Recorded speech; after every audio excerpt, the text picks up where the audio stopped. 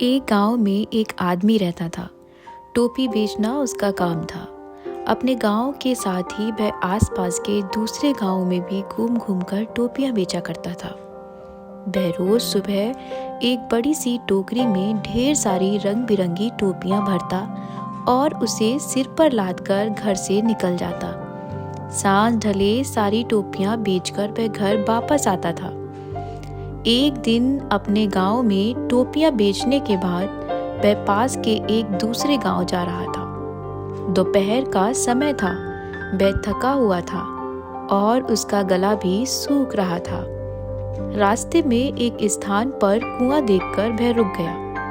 कुएं के पास ही बरगद का एक पेड़ था, जिसके नीचे उसने टोपियों की टोकरी रख दी और कुएं से पानी निकालकर पीने लगा।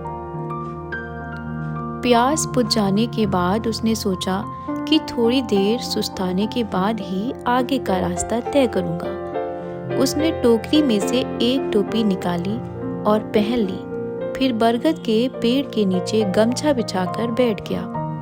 वह थका हुआ तो था ही, जल्दी ही उसे नींद आ गई। वह खर्राटे मारते हुए सो रहा था कि शोर शराबे से उसकी नींद उजड़ गई।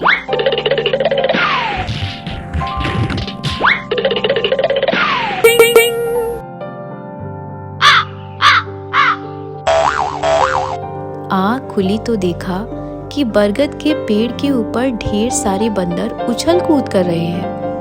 वह यह देखकर चकित रह गया कि उन सब बंदरों के सिर पर टोपियां थीं।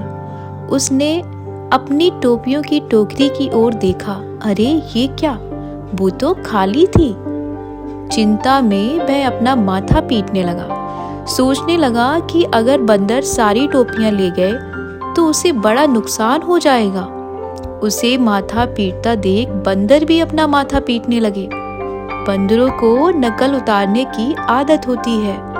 वे टोपी वाले की नकल उतार रहे थे।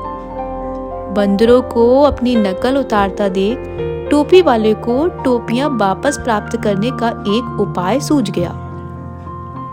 उपाय पर अमल करते हुए उसने अपने सिर से टोपी उतारकर फेंक दी। फिर क्या था, बंदरों ने भी अपनी अपनी टोपियां उतारकर फेंक दी। टोपी वाले ने झटपट सारी टोपियां टोकरी में इकट्ठी की और आगे की राह पकड़ ली।